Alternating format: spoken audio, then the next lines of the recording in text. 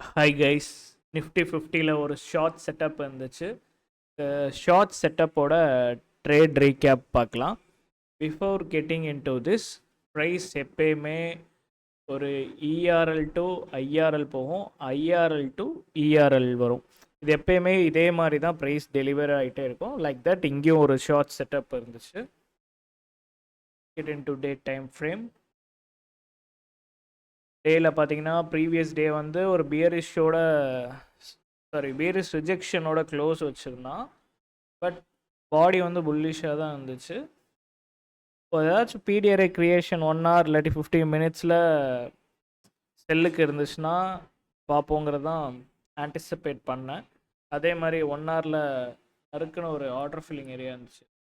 இந்த order filling ஏரியாவில் open ஆனோடனே அங்கே வந்து டேப் ஆனதுக்கப்புறம் 5 minute ஜம்முன்னு ஒரு என்ட்ரி.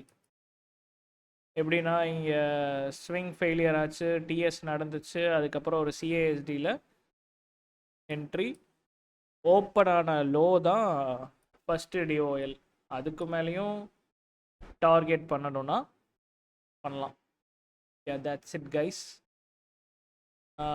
இதுதான் வெனஸ்டேயோட ட்ரேட் ரீகேப்.